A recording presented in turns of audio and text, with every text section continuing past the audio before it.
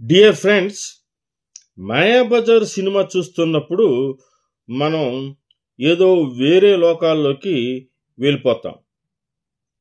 అభిమన్యుడి పెళ్లి చుట్టూ 3 గంటల సేపు కథ నడిస్తే పాండవులెక్కడా కనిపించకపోయినా వాళ్ళేమయ్యారనే అనుమానం ఎక్కడా ప్రేక్షకులకు రాలేదంటే అది దర్శకుడు పన్నినటువంటి మాయాజాలమే.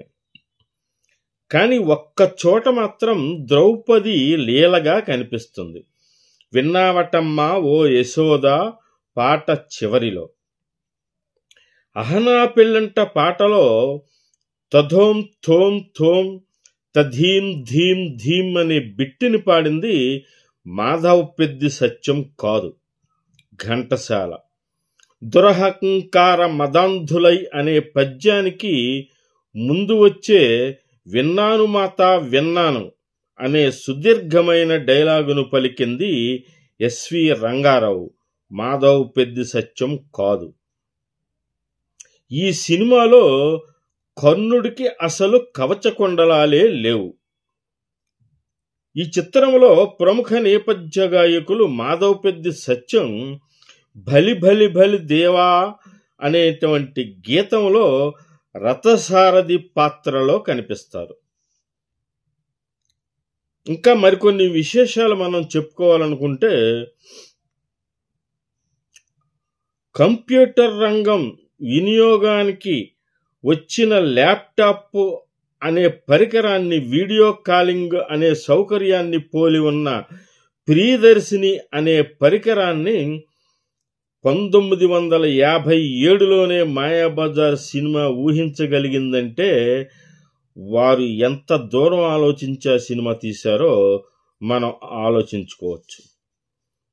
2007 నాటికే ఈ సినిమాకు 50 సంవత్సరాలు నిండిన సందర్భంగా ప్రముఖ టెలివిజన్ ఛానళ్లు ప్రత్యేక కార్యక్రమాలు సమర్పించాయి.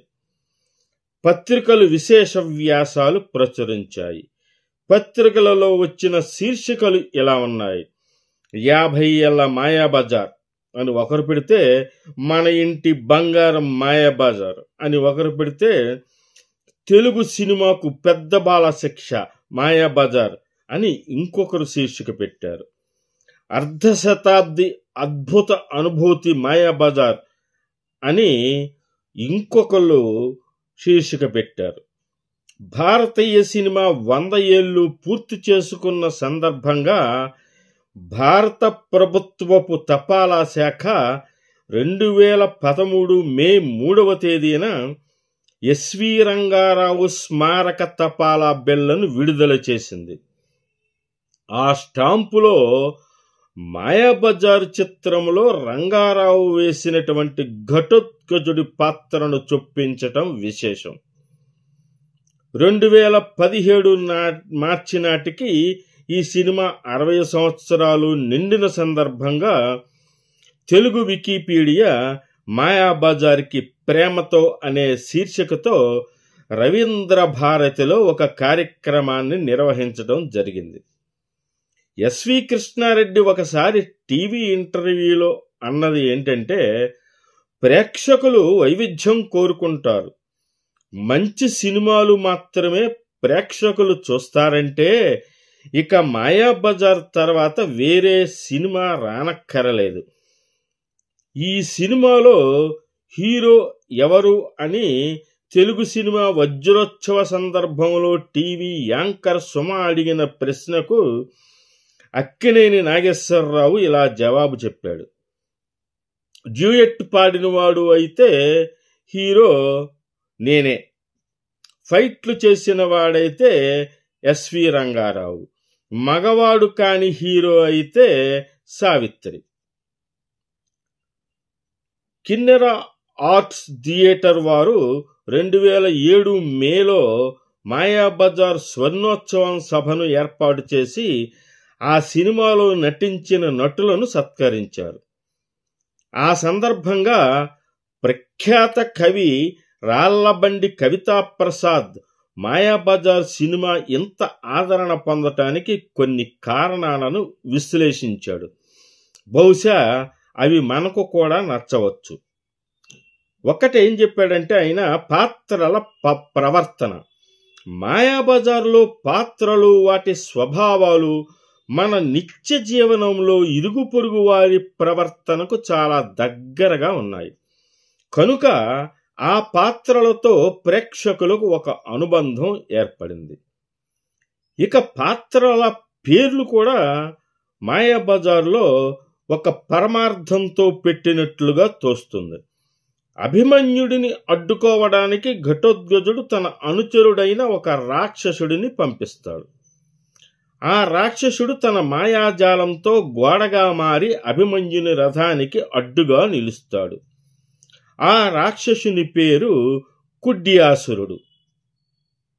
ఇక భాష. మాయాబజార్లో పాత్రలు మాట్లాడిన భాష గ్రాంధికములా అనిపించదు. అలాగని ఫక్తునేటి వ్యావహారికం కూడా కాదు. అందుకే ప్రేక్షకులకు ఆ సినిమాలో ప్రతి డైలాగు కూడా సుపరిచితమయ్యింది. మాయాబజార్ సినిమాలో సంభాషణలు రసపట్టులో తర్కం కూడదు. భలే భలే మామా భలే, ఇదే మన తక్షణ కర్తవ్యం. ఎవరూ కనిపెట్టకుండా మాటలు ఎలా పడతాయి, వేసుకో వీరతాడు వంటి సంభాషణలు ప్రజల స్మృతిలో నిలిచిపోయాయి. మాయాబజార్ సినిమాలోని సంభాషణలు హాస్యం, చమత్కారంతో ప్రేక్షకులను అలరించాయి. మరి ఆ కాలపు సంస్కృతిని ప్రతిబింబిస్తాయి. ఈ చిత్రములోని సంభాషణలు, ముఖ్యంగా మాయాబజార్లోని సన్నివేశాలు ఇప్పటికీ ప్రాచుర్యం పొందాయి మరియు తరచుగా వాటిని గుర్తు చేసుకుంటారు. హాస్యం మరియు చమత్కారం సంభాషణలు వాటి హాస్యం మరియు చమత్కారానికి ప్రసిద్ధి చెందాయి. ఇవి ప్రేక్షకులను అలరించాయి, మరి చిత్రానికి ఒక ప్రత్యేక ఆకర్షణను జోడించాయి. సాంస్కృతిక ఔచిత్యం ఎలా ఉందంటే, సంభాషణలలో ఉపయోగించిన భాష మరియు వ్యక్తీకరణలు ఆ కాలంలోని సాంస్కృతిక సందర్భాన్ని ప్రతిబింబిస్తాయి. ఇది ప్రేక్షకులతో బాగా ప్రతిధ్వనించేలాగా చేసింది.